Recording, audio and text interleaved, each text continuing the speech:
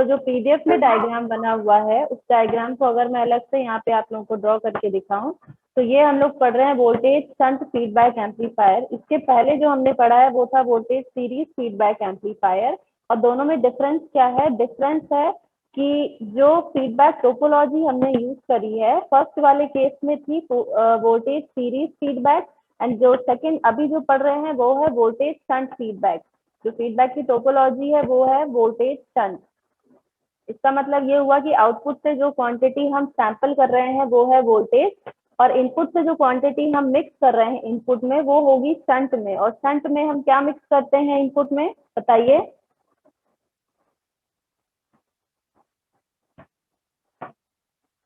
बताइए, एनीवन?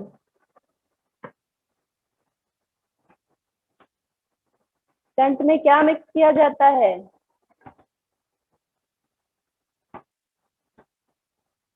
किसी को नहीं पता है क्या? करंट। करंट। शंट में करंट की मिक्सिंग की जाती है, यस। तो जल्दी रिस्पॉन्ड दीजिए भाई, 35 स्टूडेंट्स हैं फिर भी कोई कुछ नहीं बोलेगा तो कैसे चलेगा?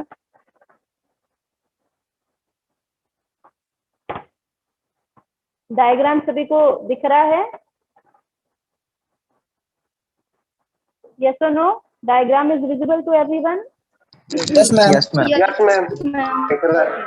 ओके, तो अब डिफरेंस देखिएगा। इसके पहले हमने पढ़ा है वोल्टेज सीरीज, और वोल्टेज सीरीज का दूसरा नाम क्या है? Series shunt.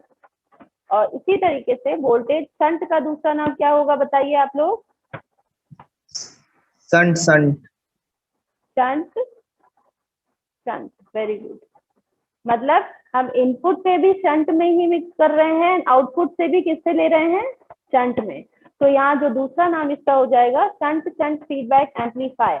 और दूसरा और एक और दूसरा इंपॉर्टेंट नेम जो है जिसे आप आगे पढ़ेंगे वो है inverting amplifier, inverting op amp, inverting operational amplifier. इसके पहले जो आपने पढ़ा था वो क्या था? Non inverting operational non amplifier. Inverting. ये है इन्वर्टिंग ऑपरेशनल एम्पलीफायर। यहाँ पे क्या है, आप देख रहे हैं कि जो हमने इनपुट दिया हुआ है, हमारा जो वोल्टेज सोर्स Vs है वो कनेक्टेड है नेगेटिव टर्मिनल से, एंड जो फीडबैक की क्वांटिटी है, जो फीडबैक की हम जो पैरामीटर लगा रहे हैं RF which is our feedback resistor, वो हम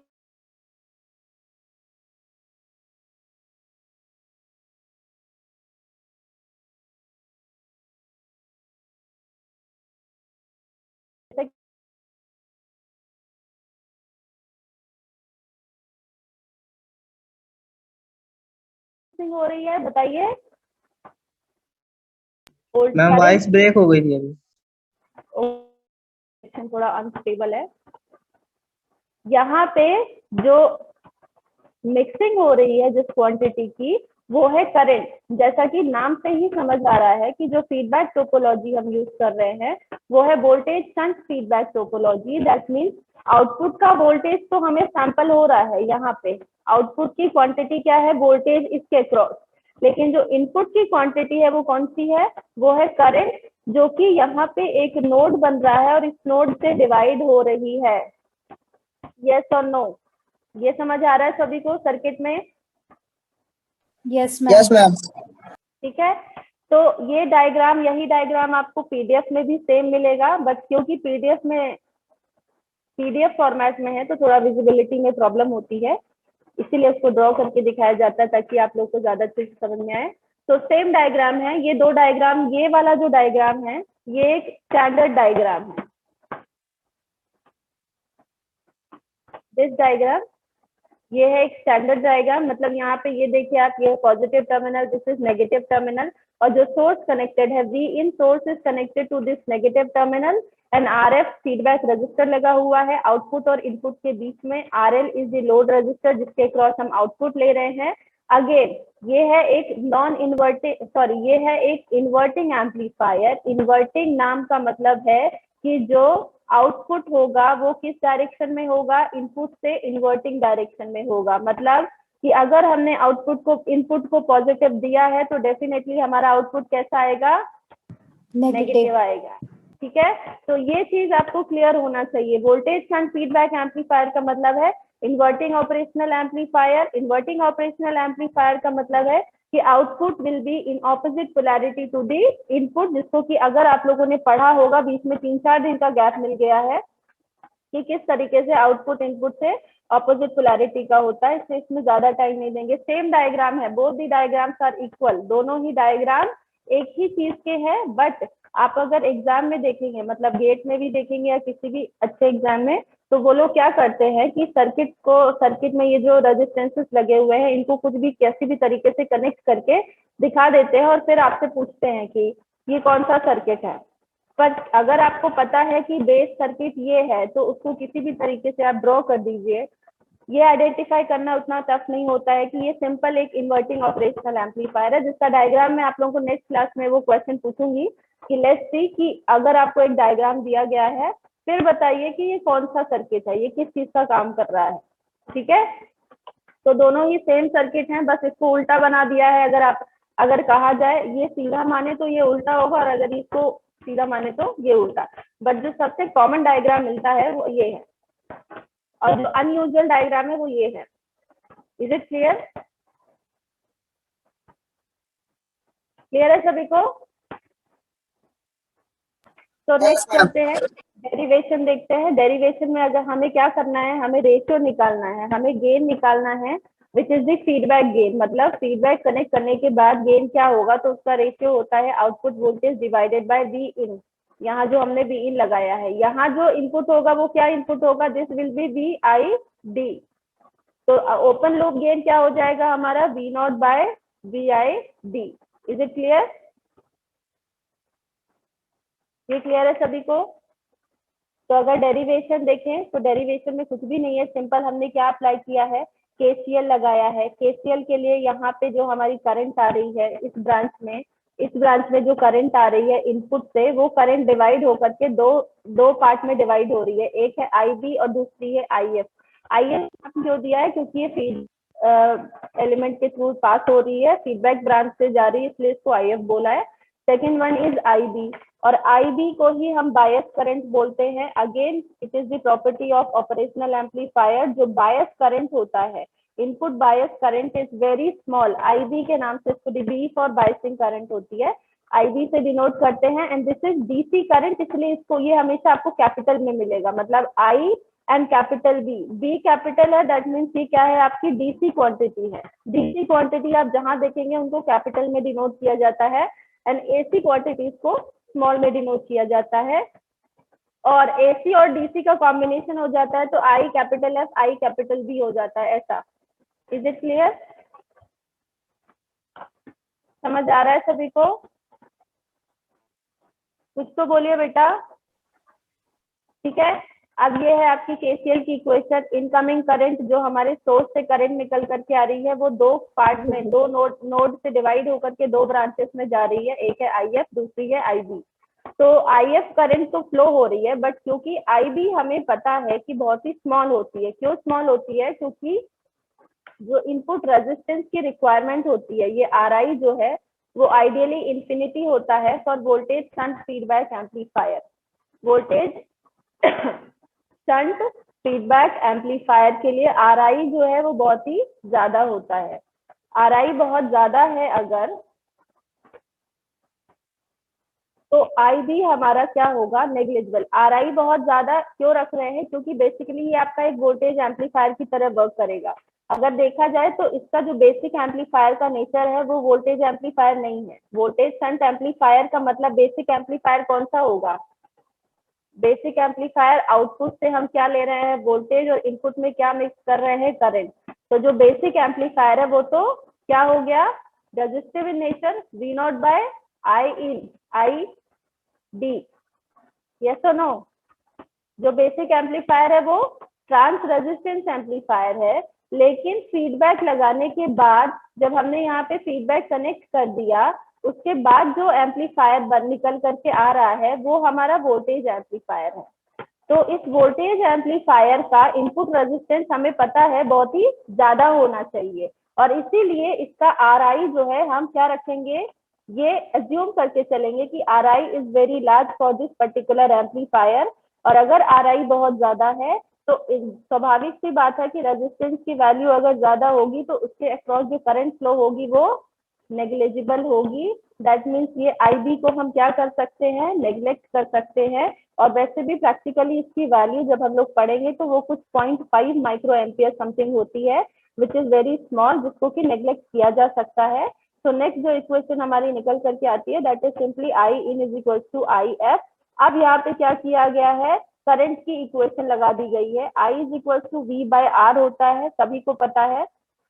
वी बाय आर में अब हमें ये देखना है कि ये आई इन किन दो नोड्स के बीच की करंट है।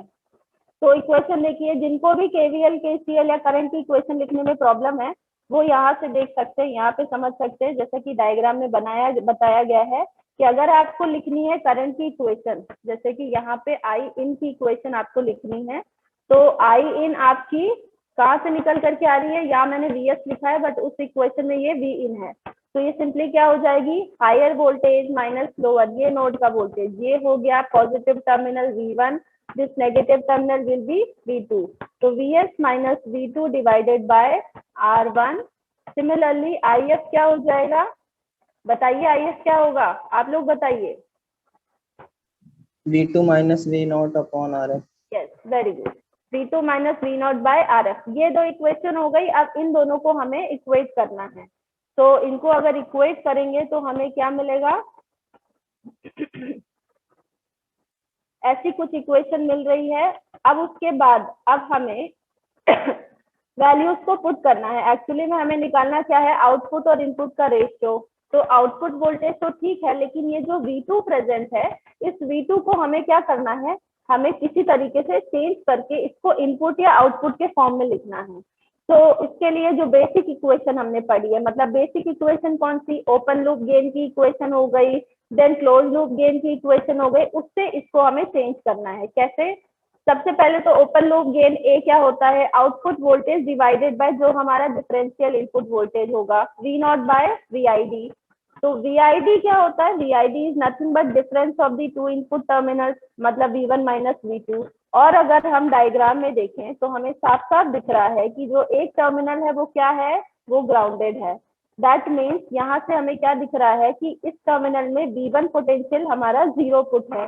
तो अगर V1 को हम 0 पुट कर दे इस इक्वेशन में, तो हमारी इक्वेशन क्या रिड्यूस हो जाएगी, V2 is equal to nothing but minus V naught by A. तो इसी को ही पुट कर दिया गया है। इस इक्वेशन को क्या किया हमने, इस इक्वेशन को पुट कर दिया है ऊपर वाली इक्वेशन में।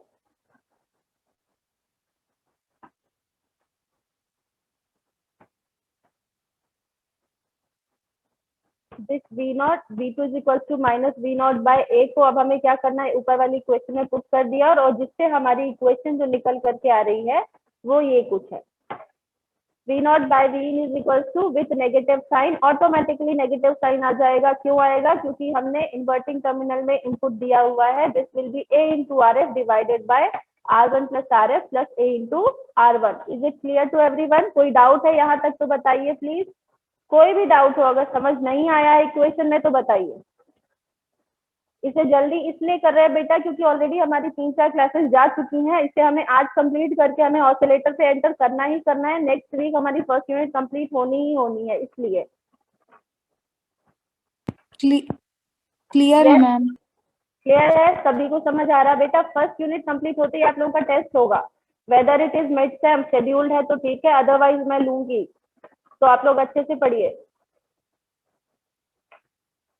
अब इसके बाद हमें यूज करना है अप्रोक्सीमेशन। अप्रोक्सीमेशन मतलब हमें पता है कि जो ओपन लूप गेन ए है ये क्या होता है, दिस इज वेरी लार्ज। अगर हमने फीडबैक नहीं भी यूज किया है ना तो भी ये बहुत ज्यादा होता है, और अगर ये बहुत ज्यादा है A into R1 is very very greater than R1 into RF। मैंने आप लोगों को पहले ही R1 और RF की रेंज बताई है। RF इज अप्रोक्सीमेटली मतलब 10 to 100 टाइम्स होता है किसका, R1 का। Is it clear. और R1 आपका बहुत ज्यादा नहीं हो सकता है। R1 आपका बहुत ज्यादा क्यों नहीं हो सकता है, क्योंकि अगर इनपुट स्टेज में आपने बहुत ज्यादा रेजिस्टेंस पुट कर दिया तो जो करंट फ्लो होगी वो बहुत ही इनिशियली ही कम हो जाएगी। तो R1 आपका बहुत हुआ तो 10 किलो ओम तक होता है, अदरवाइज उससे कम ही होता है। एंड RF इज आपका 10 किलो ओम से ऑलवेज हायर। वैसे तो ये आपको 1K तक ही मिलता है, बट फिर भी अगर कहीं ज्यादा वैल्यू मिल रही है तो इससे ज्यादा आपको कभी नहीं मिलेगा। सिमिलरली RF आपको हमेशा बहुत ज्यादा मिलेगा। क्यों? क्योंकि फीडबैक में जो भी करंट आपकी या वोल्टेज आगे जा रहा है उसकी वैल्यू कम से कम होनी चाहिए, तो अकॉर्डिंगली RF की वैल्यू बहुत ही ज्यादा होती है। तो यहाँ से अगर हम अप्रोक्सीमेशन यूज करते हैं तो हमारी इक्वेशन जो है सिंपली रिड्यूस हो जाती है -RF/R1 में। तो ये इक्वेशन से आप लोगों को ये समझ में आएगा कि पूरे के पूरे फीडबैक के बाद, मतलब फीडबैक लगाने के बाद जो हमारा वोल्टेज गेन है, मतलब V0/Vin है, वो सिर्फ दो एलिमेंट पर डिपेंडेंट है, which is the feedback branch का रेजिस्टेंस और जो इनपुट स्टेज में रेजिस्टेंस लगा हुआ है वो। एंड ये चीज आपको समझना है, R1 is not the input resistance. अगर आपसे पूछा जा रहा है कि R1 ये इनपुट रेजिस्टेंस है, इनपुट रेजिस्टेंस का मतलब सोर्स रेजिस्टेंस ये नहीं है, ये सोर्स का रेजिस्टेंस नहीं है, ये आपको समझना है। क्यों? क्योंकि जो गेन है, gain is always independent of RL and RS। Gain हमारा कभी भी RL और RS के प्रोपोर्शनल नहीं होना चाहिए। क्यों? क्योंकि जब भी एक एम्पलीफायर को डिजाइन किया जाता है, this is independent of the user and. तो जो सोर्स है और जो लोड है वो दोनों ही यूजर एंड की चीजें हैं, मतलब किस सोर्स से कनेक्ट किया जा रहा है, किस लोड से कनेक्ट किया जा रहा है, वो दोनों ही डिजाइनर के कंट्रोल में नहीं होती है। हाँ, एक रेंज होती है। डिजाइनर क्या कर सकता है, एक रेंज सेट करके जब भी कोई भी चीज डिजाइन करने जाते हैं हम सबसे पहले क्या लेते हैं कि इसकी पावर सप्लाई की रेंज क्या होगी, मतलब ये कितने से कितने रेंज तक काम करेगा, उसके बाद ये कितने से कितने रेंज तक का आउटपुट देगा। बट वो भी हमारे एंड में नहीं होता, वो एक बार उसके स्पेसिफिकेशन में लिख दिया जाता है कि दीज आर दी स्पेसिफिकेशन, बस हो गया, अब उससे हमें कोई मतलब नहीं है। जो भी डिजाइन करना है इसके अंदर करना है। तो जो R1 है वो हमारा सोर्स का रेजिस्टेंस नहीं है वो जो है वो सर्किट में लगा हुआ R1 रेजिस्टेंस है, जो कुछ केसों में R1 आपको मिलेगा कि Vin/Iin करेंगे तो हमें R1 मिलेगा। तो इनपुट रेजिस्टेंस अभी जब हम लोग आगे निकालेंगे तो वहां पे देखेंगे कि वही वैल्यू आपको मिलेगी। बट ये आपको समझना है कि this R1 is not the source resistance. क्यों? क्योंकि अगर आप लोग डायग्राम देखेंगे तो डायग्राम में तो Vs के साथ सीरीज में लगा हुआ है, ये Vin के साथ सीरीज में लगा हुआ है R1। दैट मीन्स कि ये R1 इसका इंटरनल रेजिस्टेंस है, बट ऐसा नहीं है। जो इसका इंटरनल रेजिस्टेंस है, यहाँ पे आप लोग देखेंगे इसको इंटेंशनली 0 किया गया है, and that is different from this R1। और वो जानबूझ के किया गया है क्योंकि gain should be independent of the load and source resistances, इस वजह से। Is it clear? कोई डाउट है यहाँ पे?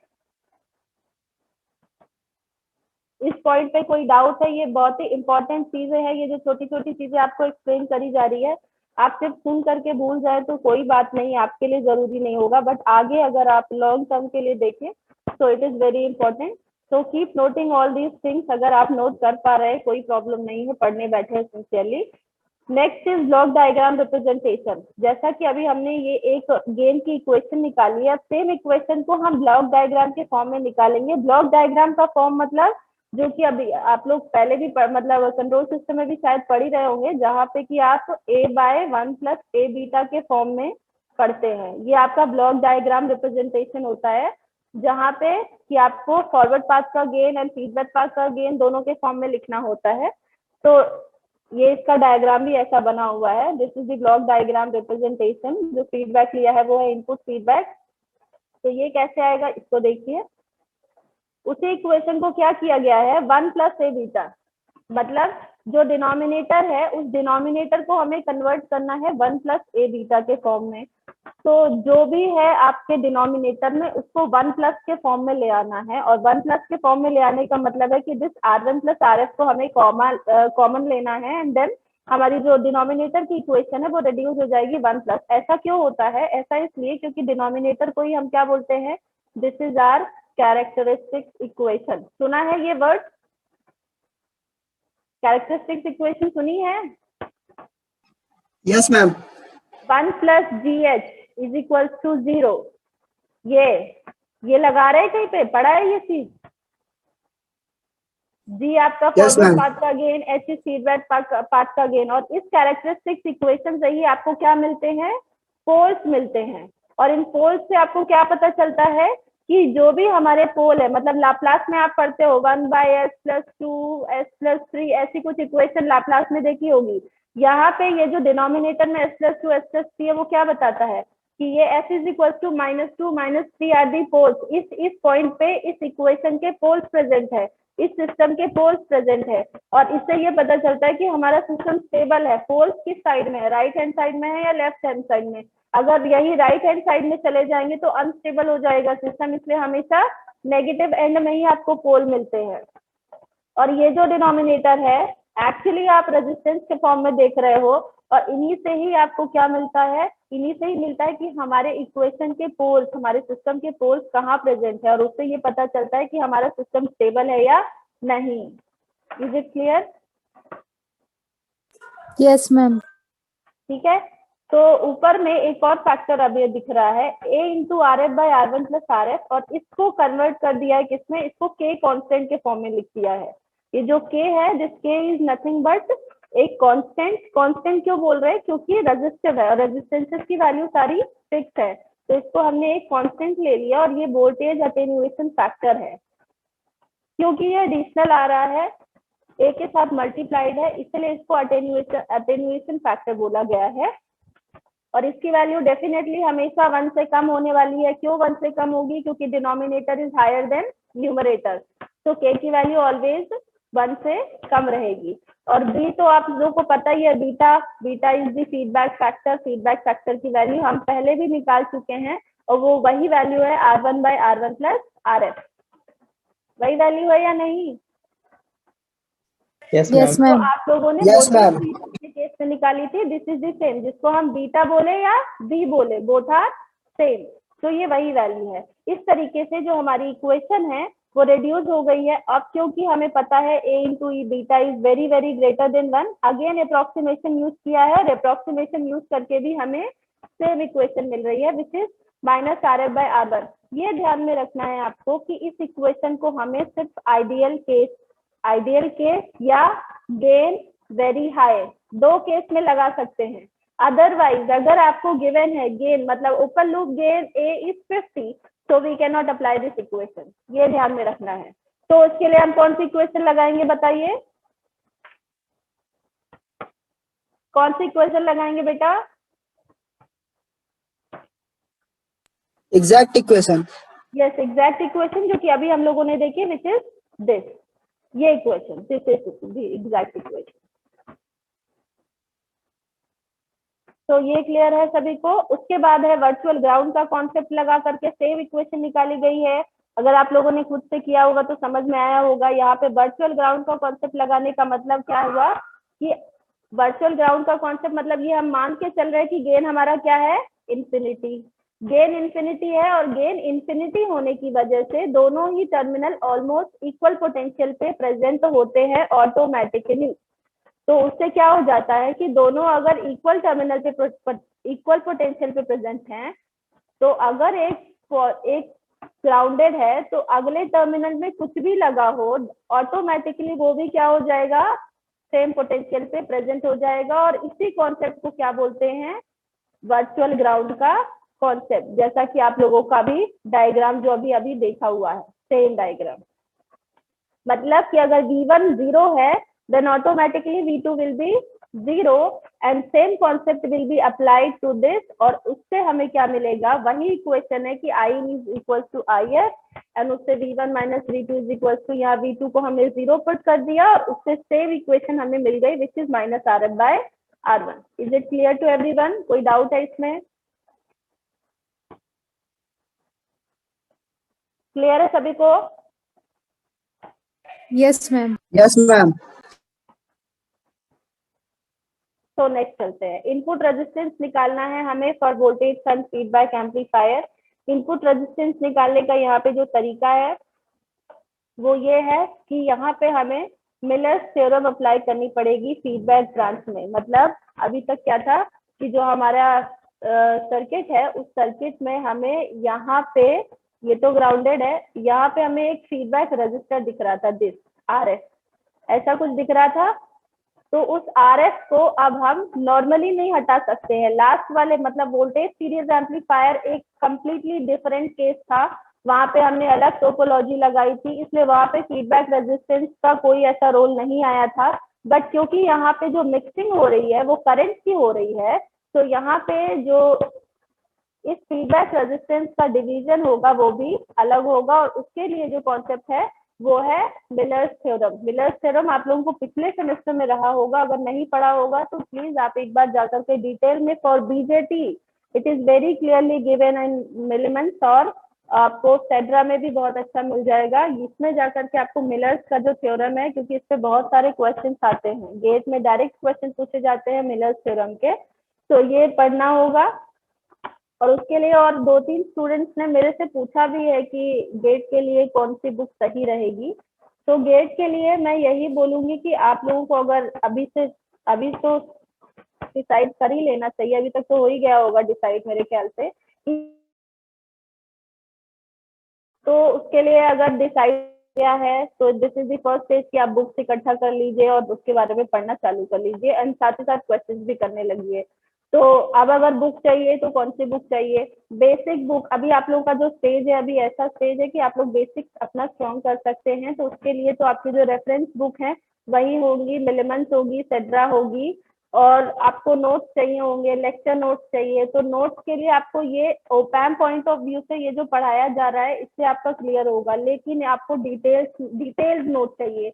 डिटेल नोट्स के लिए आपको नोट हर फैकल्टी, कॉलेज में जितनी फैकल्टी है सबकी अपनी अपनी नोट्स है, क्योंकि हम लोग भी कहीं से पढ़ के आए हैं तो हमारे खुद के नोट्स हैं, आप वो ले सकते हैं, या तो फिर आप लोग मेडिजी का मटेरियल मंगवा सकते हैं, या तो फिर गेट फोरम या तो फिर गेट एकेडमी का मटेरियल मंगवा सकते हैं, एंड उससे पढ़ना स्टार्ट कर सकते हैं। और हम लोग के जो नोट्स है वो भी ले सकते हैं, और उससे आप लोग फोटोकॉपी करा के पढ़ सकते हैं। बट सबसे ज्यादा समझ में देखो तभी आता है कि जब आप लोग खुद से पढ़ेंगे, और खुद से पढ़ेंगे मतलब खुद के नोट्स बनाएंगे, खुद से पढ़ेंगे और खुद के नोट्स बनाएंगे, और उससे फिर आप क्वेश्चन सॉल्व करेंगे।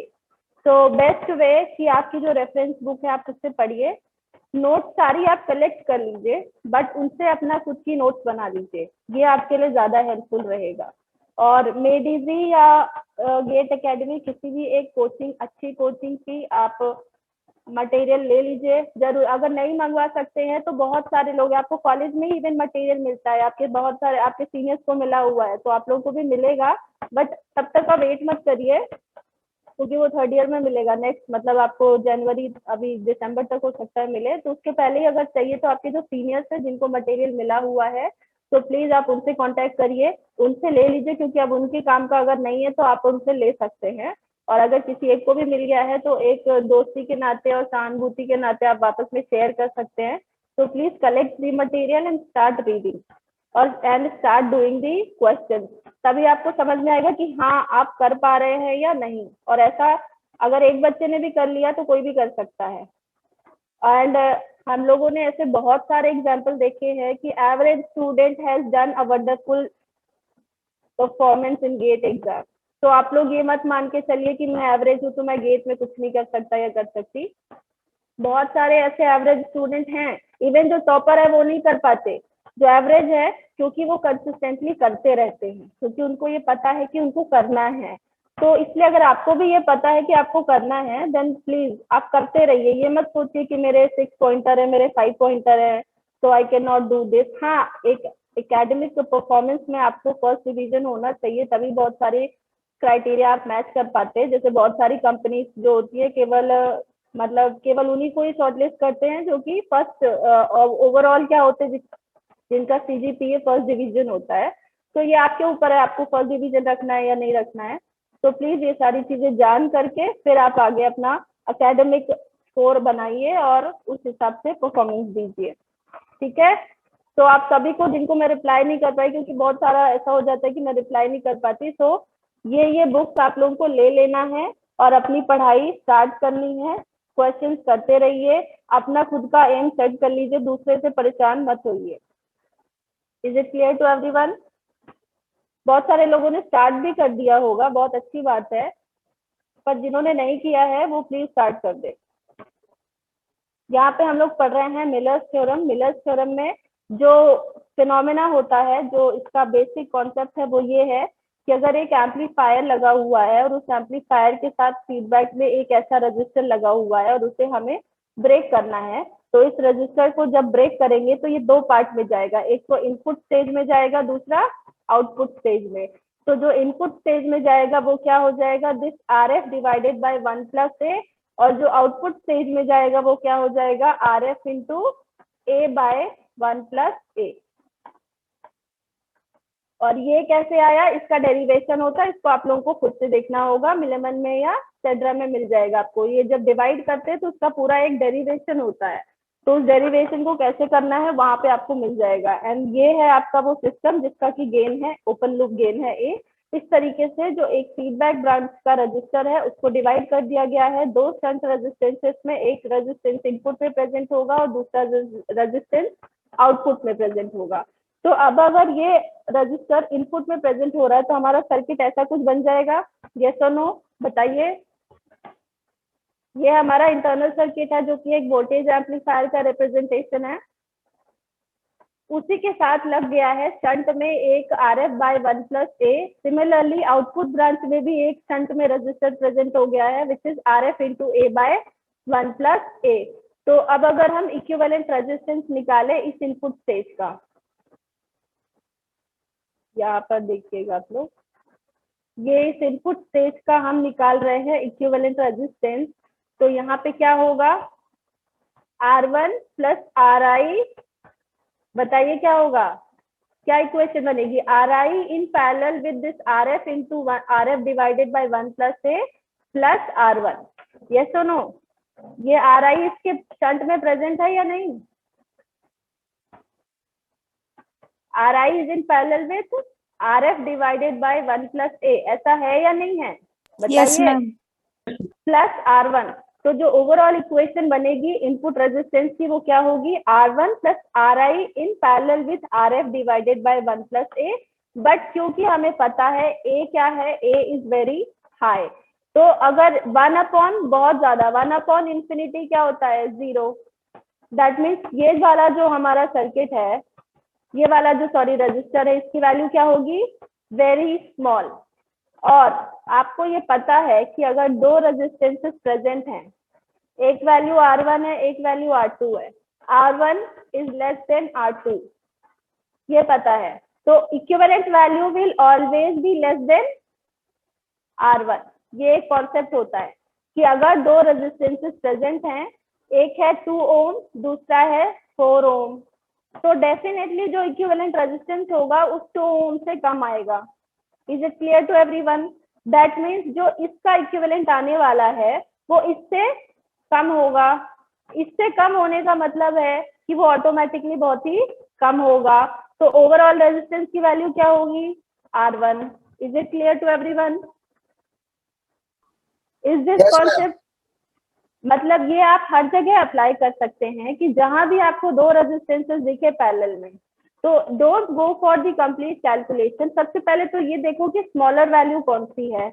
अगर जो स्मॉलर वैल्यू है उससे भी स्मॉलर आउटपुट आपको ऑप्शंस में प्रेजेंट है और एक ही है वो, तो उसी को लगाना है। अगर 2-3 है तब आप अप्लाई करिए, क्योंकि ज्यादातर केसेस में क्या होता है, जहाँ पे कैलकुलेटर अलाउड नहीं होता है वहां पे वो क्या करते हैं कि सिर्फ एक ऑप्शन आपका उस स्मॉलर रेजिस्टेंस से कम होगा, बाकी के ऑप्शंस बड़े होंगे। तो अगर आपको ये पता है कि स्मॉलर रेजिस्टेंस से कम वैल्यू आने वाली है तो डेफिनेटली एक ही ऑप्शन होगा।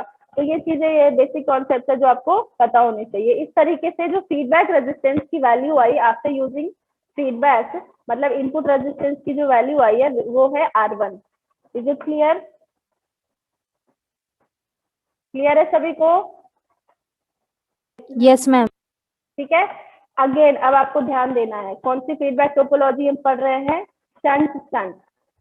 शंट शंट मतलब RI भी क्या होगा, कम, एंड R0 भी क्या होगा, Come.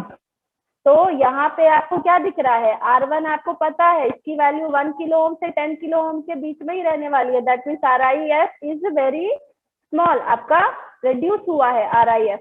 RI आपका बहुत ज्यादा था। RI बहुत ज्यादा क्यों था, क्योंकि जो हमने बेसिक एम्पलीफायर को माना हुआ है वो कौन सा एम्पलीफायर है, वो वोल्टेज एम्पलीफायर है। ठीक है, तो अगर वोल्टेज एम्पलीफायर है तो उसका इनपुट रेजिस्टेंस ज्यादा होगा। लेकिन जो ओवरऑल एम्पलीफायर है वो ट्रांस रेजिस्टेंस एम्पलीफायर है और उसमें हम वोल्टेज शंट फीडबैक टोपोलॉजी लगा रहे हैं। और वोल्टेज शंट का मतलब ये हुआ कि इनपुट में करंट की मिक्सिंग हो रही है और आउटपुट से वोल्टेज की सैम्पलिंग हो रही है। तो अगर करंट की मिक्सिंग हो रही है that means input resistance reduce होगा, सिमिलरली आउटपुट रेजिस्टेंस भी रिड्यूस होगा by this factor 1 plus A beta.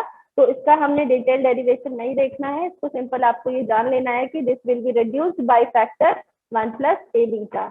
Similarly bandwidth हमें देखनी है विद फीडबैक। तो बैंडविड्थ यहाँ पे इंक्रीज होगी जब हमने यूज कर लिया है फीडबैक, लेकिन उसमें फिर चेंजेस ये बाकी की चीजें निकाली गई हैं, इसको कन्वर्ट किया गया है। ये उतना आप लोग ऐसा कोई बहुत इंपॉर्टेंट नहीं है, बस ये समझना है कि जो बैंडविड्थ है bandwidth will also increase by the factor 1 plus A beta.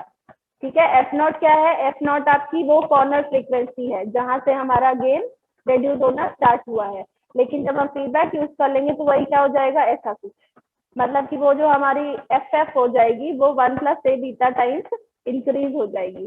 Yes, ये क्लियर है सभी को?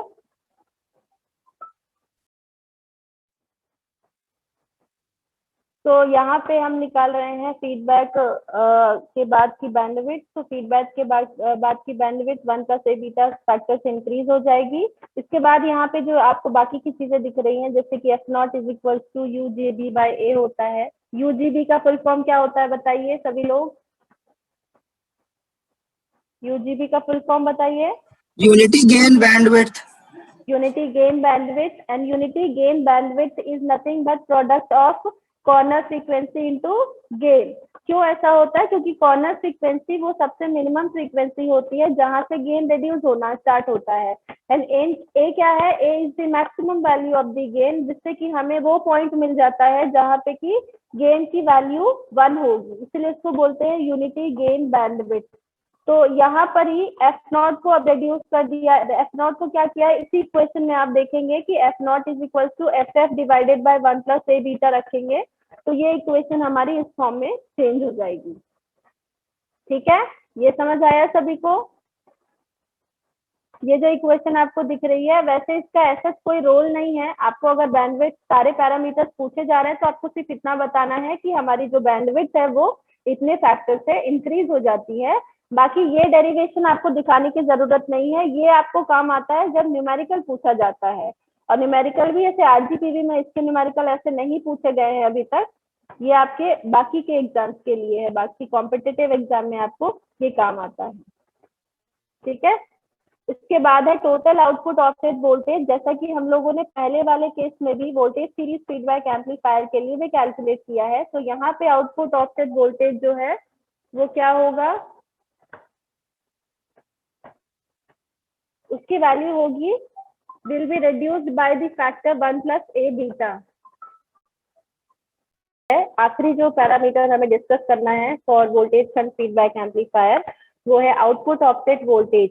ऑफसेट वोल्टेज क्या होता है? हमने लास्ट क्लास में देखा है। ऑफसेट वोल्टेज वो पोटेंशियल होता है जब हमने इनपुट में कोई भी सप्लाई नहीं दी है, कोई भी इनपुट कनेक्ट नहीं किया है, उसके बाद भी आउटपुट पे हमें कुछ ना कुछ मिल रहा है, तो वो जो वोल्टेज होगा वो वोल्टेज क्या होगा, ऑफसेट वोल्टेज।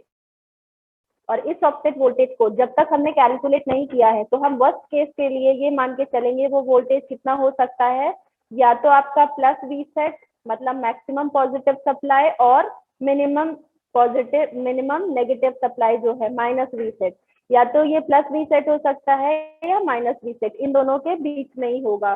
तो इसलिए इसको क्या बोलते हैं, आउटपुट ऑफसेट वोल्टेज। बाकी इसको डिटेल में हम लोग नेक्स्ट यूनिट में पढ़ेंगे क्योंकि प्रॉपर्टीज में ये आने वाला है। तो इसको ये जो अज्यूम किया गया है वो है plus V sat plus minus V sat, but after using feedback ये वैल्यू 1 प्लस ए बीटा से रिड्यूस हो जाती है। और बीटा की वैल्यू आप सभी को पता है, beta is nothing but the feedback factor जिसकी वैल्यू है R1 by R1 plus RF। Is it clear to everyone? Yes ma'am. Yes, ma'am. Next is current to voltage converter. Again very important variant of the inverting op amp। Variant है मतलब उसका एक type है। Inverting op amp में अगर हमने क्या किया है, मतलब लास्ट अगर आप लोग को याद हो वोल्टेज सीरीज के केस में मैंने वोल्टेज फॉलोवर डिस्कस किया था। वोल्टेज फॉलोवर किसका काम करता था? बफर का। अगर हमने इनपुट में 1 दिया है और आउटपुट में सेम मिल रही है क्वांटिटी, तो वो क्या होगा? वो एक बफर होगा। बफर को ही एनालॉग सर्किट के टर्म में क्या बोलेंगे? वोल्टेज फॉलोअर, अगर हम वोल्टेज के टर्म्स में बात कर रहे हैं तो। ठीक है, तो उसी तरीके से एक और आपने डीएसडी में पढ़ा हुआ है विच इज इन्वर्टर। मतलब अगर इनपुट में 1 दे रहे हैं तो आउटपुट में हमें क्या मिलेगा? 0। तो ये जो करंट टू वोल्टेज कन्वर्टर है वो उसका ही ऐसा एक वेरिएंट होता है, पर यहाँ पे हम इसको दूसरे फॉर्म में पढ़ रहे हैं, दूसरी तरीके से पढ़ रहे हैं, which is nothing but current to voltage converter. मतलब कि अगर हमने इनपुट में करंट दिया है और हमें आउटपुट में वोल्टेज चाहिए, तो उस डिवाइस को हम क्या बोलेंगे? उस सर्किट का नाम हो जाएगा करंट टू वोल्टेज कन्वर्टर। और वो कैसे कन्वर्ट करेगी? यहाँ पे देखिए आप लोग कि इनपुट में वी इन प्रेजेंट है, बट उस वी इन को हम कन्वर्ट कर सकते हैं आई इन में। कैसे? जो हमारा आई इन होगा, आई इन मतलब ये जो इनपुट करंट है वो इनपुट करंट, ये आई इन जो फ्लो हो रही है, this I in is nothing but V in divided by R1। तो अगर ये we in divided by R1 है, तो जो हमारी ओवरऑल इक्वेशन आती है for voltage shunt feedback amplifier वो क्या है? V naught by V in is equal to minus RF by R1। तो यहाँ पे हमने V इन बाय R1 को किसमें रिड्यूस कर दिया है? आई इन से। उस तरीके से क्या हो गया है कि हमें आउटपुट पे जो एक वोल्टेज मिल रहा है वो इनपुट करंट के डायरेक्टली प्रोपोर्शनल है। That means this input current is being converted into the voltage. Is it clear? ये समझ आ रहा है सभी को? क्या ये समझ आ रहा है सभी को या नहीं? बताइए मुझे। मैम आ रहा है। मैम एक बार और बता दीजिए। देखिए यहाँ पे क्या हो रहा है कि सेम सर्किट है, सर्किट में हमने कोई चेंज नहीं किया है। जो सर्किट आपने पहले पढ़ा है, पहले अभी अभी जस्ट देखा हमने for voltage shunt feedback amplifier, ये वही सर्किट है। पर यहाँ पे थोड़ा सा चेंज क्या किया है हमने कि जो हमारा इनपुट वोल्टेज था, जो इनपुट वोल्टेज था उसको कन्वर्ट कर दिया है करंट में। कैसे कन्वर्ट कर दिया है? Current is equal to V by R। तो जो हमारा इनपुट वोल्टेज डिवाइडेड बाय जो रेजिस्टेंस उस ब्रांच में लगा हुआ है, क्योंकि इसका इंटरनल रेजिस्टेंस 0 हमने अज्यूम किया हुआ है, तो this V in divided by R1 will be equal to I in. या तो फिर आपको क्या मिल सकता है कि यहाँ पे ऐसा कुछ भी ना लगा हो, इनपुट स्टेज में सिर्फ आपको एक ऐसा करंट सोर्स लगा हुआ दिखे। मतलब अगर या तो सिर्फ आपको आई इन लगा हुआ दिख सकता है और आगे आपको ऐसा एक सर्किट, बट अगर आई इन नहीं लगा है और V और R लगा हुआ है, तो भी हम उसको कन्वर्ट कर सकते हैं किसमें? V इन बाय R1 से आई इन में। और इस तरीके से जो हमारा आउटपुट वोल्टेज ये मिलने वाला है वो क्या होगा? That will be equals to with negative sign input current into feedback branch का resistance. This will be the current to voltage converter. मतलब जो हमारी इनपुट की करंट है वो आउटपुट में वोल्टेज के फॉर्म में कन्वर्ट हो गई है। Is it clear? Yes, ma'am. ठीक है, और इसी में ही ये इन्वर्टर की तरह काम कब करेगा? इन्वर्टर की तरह सेम सर्किट आपका काम कब करेगा? जबकि आपको पता है कि V naught by V in is equal to minus RF by R1 है। नेक्स्ट पैराग्राफ में ही आपको मिल जाएगा। जब आपने R1 को RF के बराबर रख दिया तो यहाँ पे क्या हो जाएगा? V naught is equal to minus V in. और यही क्या है? This is nothing but the inverter. Output में आपको वही इनपुट मिल रहा है बट विथ नेगेटिव साइन। तो ये एक स्पेशल केस होता है इन्वर्टिंग एम्पलीफायर का, और ये भी बहुत सारे एप्लीकेशंस में यूज होते हैं, क्योंकि आपको पता है इन्वर्टर तो हर दूसरी स्टेज पे हमें इन्वर्टर चाहिए होता है या तो फिर बफर चाहिए होता है। तो ये इंपॉर्टेंट एप्लीकेशंस हैं of the operational amplifier, inverting operational amplifier. के बाद अगेन क्वेश्चन है। क्वेश्चन आप सभी को दिख रहा होगा, सभी को दिख रहा है क्वेश्चन? लास्ट क्लास में भी एक न्यूमेरिकल दिया गया था, तो अब मैं आज, क्योंकि मेरे पास टाइम नहीं है, तो नेक्स्ट क्लास में आप लोगों से ये 2 numerical and the last numerical जो दिया गया था ये मैं देखूंगी। Is it clear to everyone? आवाज आ रही है सभी को? Yes ma'am. ठीक है, वैसे जहां तक है लास्ट वाला तो किया होगा आप लोगों ने। Yes, ma'am. ठीक है, तो नेक्स्ट क्लास में हम ऑसिलेटर स्टार्ट करेंगे एंड ये 3 न्यूमेरिकल मंडे को जो आपकी क्लास लगने वाली है, अगर हुआ तो मैं उसके पहले भी शेड्यूल कर सकती हूँ, बट मंडे तो फिक्स है कि क्लास होगी ही होगी। तो आप लोगों को ये करके रखना है। और कोई डाउट हो आज की क्लास में तो बताइए प्लीज। No ma'am. पीडीएफ आप सभी को मिल गया है अभी तक का या नहीं मिला है? मैम मिल PDF गया वोल्टेज शन तक का। वोल्टेज शन तक का मिल गया है, मतलब आज की क्लास तक का पीडीएफ। बाकी सारे पीडीएफ मैंने अपलोड कर दिए हैं। फर्स्ट यूनिट का पीडीएफ अपलोड कर दिया है, वो आप लोगों को धीरे धीरे जैसे जैसे अनलॉक होता जाएगा वो मिल जाएगा। ठीक है, थैंक यू सो मच आज की क्लास के लिए। कोई भी डाउट हो तो आप लोग ग्रुप पे भी पूछ सकते हैं, या तो फिर नेक्स्ट क्लास के लिए प्लीज नोट डाउन करके रखिएगा। Is it clear?